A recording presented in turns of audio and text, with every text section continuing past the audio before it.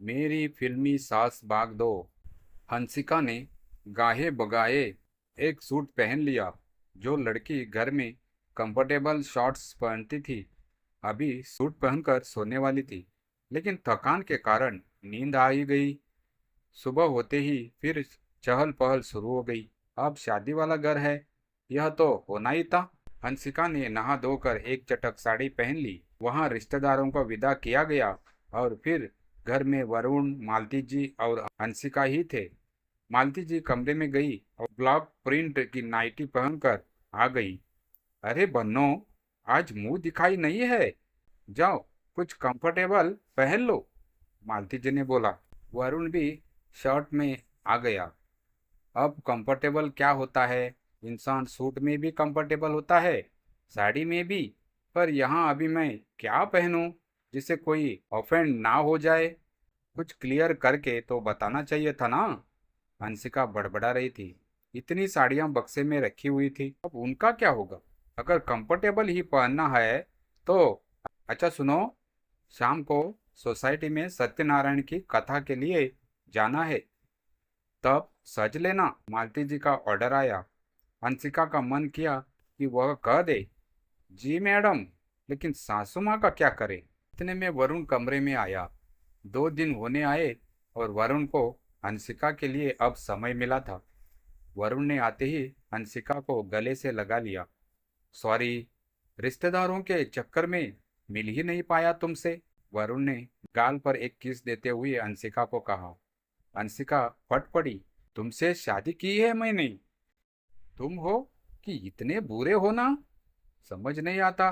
कल भी मेरी मुंह दिखाई में तुम्हारी माँ का डांस देख रहे थे लोग। मैं नई बहू हूँ, कम से कम किसी को बात तो करनी चाहिए थी मुझसे ठीक से, पर नहीं, तुम सुनते ही नहीं हो मेरी। हंसिका बोले जा रही थी कि एकदम से जोर से आवाज आई, खामोश। हंसिका डर गई।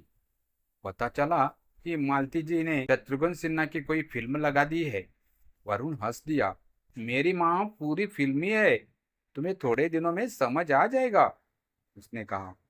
पर हंसिका मानने को तैयार ही नहीं थी। जैसे तैसे शाम हुई और हंसिका ने एक अच्छी साड़ी पहन ली। वह बाहर जाने को ही थी कि उसने देखा मालती जी खुद माता लक्ष्मी का अवतार बनकर सज धज कर जा रही थी। मम्मी, हम सत्यनारायण की कथा में जा रहे हैं ना? इतनी चटक साड़ी? हंसिका ने पूछा। अरे मैंने बोला था कैटरीना कैफ जैसे तैयार होना, इतनी सादी क्यों हो? हंसिका बेचारी खुद को ऐश्वर्या राय समझती, लेकिन यहाँ सांस जया बच्चन वाला रूप दिखा दिया था। अब क्या करें हंसिका? यहाँ 2 दिन में उसने ना जाने क्या क्या देख लिया था। सास तो घर पर समझाती है, बहू को दुनियादारी का पाठ पढ़ाती है, लेकिन यहाँ उल्टा ही हो रहा था। हंसिका की सास बात बात पर फिल्मी बातें कह देती थी। उन्हें डायलॉग तो इतने अच्छे रटे हुए थे, जैसे बच्चों को क्लास में 2 का पहाड़ा ठहरवाया दिया हो। हंसिका को लग रहा था कि उसकी सास उसे बिल्कुल भी पसंद नहीं कर रही है। उसके ऊपर हंसिका, जिसे सिंपल और सोबर रहना पसंद था, उसकी सास उसे कैटरीना कैफ बनाने पर तुली हुई थी। सत्यनारायण की कथा के वक्त भी हंसिका से ज्यादा मालती जी को सब पूछ रहे थे। अब नई बहू का कुछ तो ध्यान रखा जाए। हंसिका कोने में डुबकी हुई बैठी रही और गाये बगाए कोई आकर उससे हाल पूछ लेता, नहीं तो सभी मालती जी को वाह क्या लग रही है, वाह क्या बात है, बोलकर हंसते हुए निकल जाता। मालती जी भी अजीब थी, बात बात में कोई ना कोई फिल्मी डायलॉग मार देती थी। हंसिका की पहली रसोई में उसे हलवा बनाने पर 101 रुपये के साथ मोग्यांब खुश हुआ, हा हा हा हा, मिला था मालती जी से। अब ये क्या होता जा रहा है? हंसिका को लग रहा था कि एक हफ्ता इतना भारी है तो सारी जिंदगी कैसे कटेगी। वरुण ने भी शादी के हफ्ते भर बाद ही ऑफिस ज्वाइन कर लिया और हंसिका की सास बिन सावन झूला झूलो, मैं वादा कैसे भूलो, जैसे गाने लगाती रहती, उससे बर्दाश्त ही नहीं होता था। अब तो ऐसा लगने लगा था उसे कि सास उसे ही टारगेट कर रही है। हंसिका से रहा नहीं गया। एक दिन पूछ ही लिया मालती जी से, मम्मी जी, इतना फिल्मी होना जरूरी है क्या?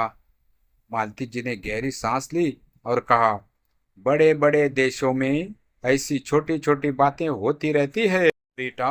मेरी लाइफ के बस तीन ही पहलू है, एंटरटेनमेंट, एंटरटेनमेंट, एंटरटेनमेंट। अब इसका जवाब आपको भी समझ नहीं आएगा तो हंसिका को क्या आता? उसने चुपचाप हंसकर बात टाल दी, पर मन में जरूर लग रहा था कि ऐसा क्या करे जिससे अपनी सास का ध्यान अपनी तरफ खींचे। आए दिन फिल्मी ताने सुनना उसके लिए अच्छा नहीं था। ऐसा थोड़ी है कि उसे हर वक्त यही चाहिए होता था।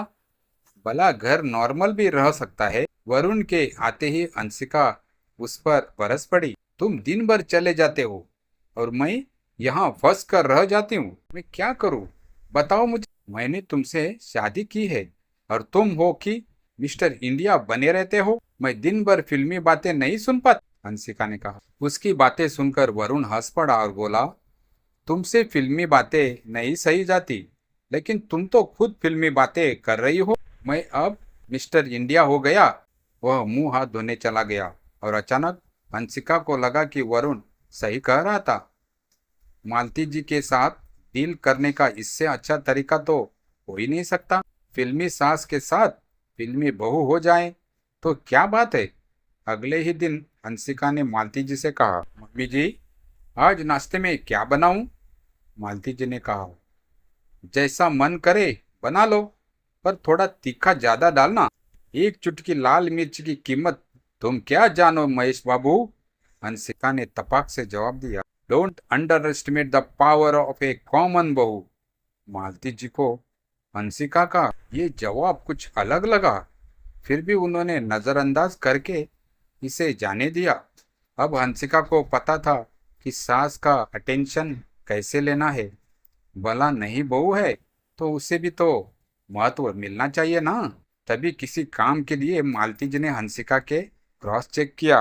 हंसिका, ये काम पक्का तुम कर लोगी ना, या मैं चलूं साथ? इस पर हंसिका ने जवाब दिया, एक बार जो मैंने कमिटमेंट कर दी तो मैं अपने आप की भी नहीं सुनती। मालती जी को थोड़ा सा धक्का लगा।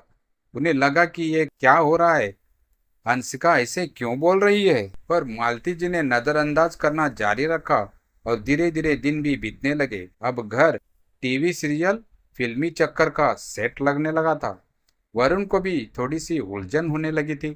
पहले तो एक ही थी, अब दो दो ने बातों की जगह फिल्मी गानों का सहारा लेना शुरू कर दिया था। फिर एक दिन वो आया कि हंसिका और मालती जी की ठन गई। आज किचन में दाल जल गई थी। किसकी गलती, किसे बोला जाए? बस हंसिका और मालती जी एक दूसरे के खिलाफ तैयार थे। वरुण को लगा कि संडे का दिन बस शामत लेकर आया है। हंसिका और मालती जी की लड़ाई ये रूप लेगी ऐसा तो वरुण ने भी नहीं सोचा था। मोहल्ले की दो चार आंटियों ने भी उनके मजे ले लिए। ऐसा क्या हुआ था हंसिका और मालती के बीच? पढ़िए अगले भाग में, मेरी फिल्मी सास।